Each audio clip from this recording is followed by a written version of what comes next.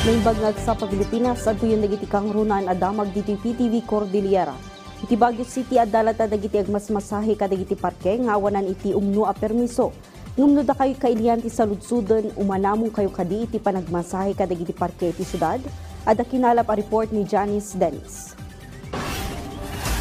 Nasurok 20 atawanan ni broker nga mangijay-jaya iti panagmasahe iti Burnham Park, Baguio City.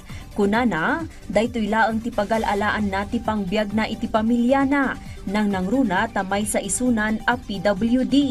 Ti birok na metlaeng iti panagmasahe ti pang-ad-adal ti kolehiyo nga anak na. Nupay amuna nga iligal, itultuloy na latag aputa daytoy laeng ti pagbirukan na. Ikaw mo't pangalaan mo sa bali, ma'am. Karkaro kinyakon. Kastoy mo tikwa. Anak mo, uri kaya at kuti ag-construction ko, ma'am. Mamamit ang kumit kaya. Gapo iti dayta, kidkidawan da iti lokal a gobyerno a mapalubusan da kuma nga agmasahe iti parke. Isu ati Public Order and Safety Division ti lokal a gobyerno ti Baguio City. Naingat nga agbanbanta iti parke tapno maliklikan ti iligal a panagmasahe dagitoy. Inlawlawag ti opisina a pagparparikutan dati panangtiliw ka dagitoy nang nangruna taawan met ti ordinansa a mangitudtuding iti penalty kadagitoy. So for now, talagang abog-abog pa rin ang pwede nating gawin. Ano? That's why we're asking the City Council to come up with a specific ordinance na may specific penalties and sanctions para sa specific na violations sa mga ito. Impatang nilongid nga awan met kumati parikot ngam adagamin ti maaawat da a report. Mainaig iti panagtakaw, panangpilit, panangloko ken intimidation. Hindi rin pwede kasi sa sanitation code na minamassage mo isang tao o out in the public na nakahubad. Hindi rin ka nais-nais tingnan yan. So, kailangan talaga siyang pahintuin. But since wala tayong ang masyado pang specific na batas, the only thing that we can do is to really ask them to leave. Janice Dennis, para iti Pambansang TV, iti Baro, a Pilipinas. Tamno maliklikan dagiti anyaman ni aksidente ang mapasama kadagiti trabahador kadagiti construction area na ingat abilin ti doli iti panangtulnog iti mandato iti occupational safety and health standards. Maguyguy-guy mati publiko nga i-report iti opisina da iti anyaman a bayulasyon a makita da. Ada report ni Ala Sungduan. Naminsan meten nga adan obserbaran, iti sigod a safety officer iti lokal a gobyerno ani Raymond Ruaro, iti maysa a construction site iti syudad ti Baguio, a may supadi iti occupational safety and health standards. May nahulog na clamp for the scaffoldings. Then when I examine it, wala silang mga safety nets, yung mga nets na nilalagay to avoid mga objects that will fall down from atop of the construction. Dagos namat nga pakamuda ito'y kadagiti masaknan iti nasao a construction company tapno maliklikan iti anyaman nga aksidente kadagiti empleyado sa jay ken uray kadagiti dumaldalan iti nasao a lugar.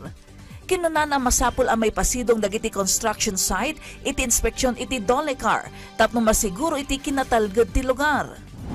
In order to see to it that these construction companies are following what is mandated in the occupational health and safety for all workers, especially in the construction industry. We have to see to it that all workers are complying with all the necessary PPE, for example, PPEs, the personal protective equipment in order for them to protect themselves sa mga gawain sa construction. Sigon kini Dolecar Division Chief Technical Services and Support Division OIC, Rajan Gumwad, dagitoy apasamak ti tarigagay da may pakamu a dagos iti opisina da. Daytoy nang runata sanda mabisita amin a construction areas, gapumutan iti kinakurang iti manpower. Kung may makita kayo kahit observation nilang delikado, you can always call Dole para may pupuntang Dole kagad doon. Right? Yung parang sample service, kahit pag mga adjacent properties, sa tingin nyo unsafe yung properties na katabi, pwede pa rin pong puntang doon ito to see if there's an imminent dangers sa mga tao. Inyunay-unay napay ang naingat a requirement da kadagiti project contractor kan agtagikwa iti construction company kastamot dagiti amin nga establishmento nga agtulnog iti pagalagadan. Kabihatan natin nawanmot amang isaysayang katda iti labor inspection nationwide, baban iti order of priority. If you're compliant, walang problema. Kasi parang nangungusta ka ng mga inspector. Pag may violation, may time pa naman para mag-comply, ayusin nyo. Pag hindi naka-comply, doon na may elevate na magiging formal labor case under ng Department of Labor. May patpatumpal ti labor inspection iti koordinasyon dagiti LGU.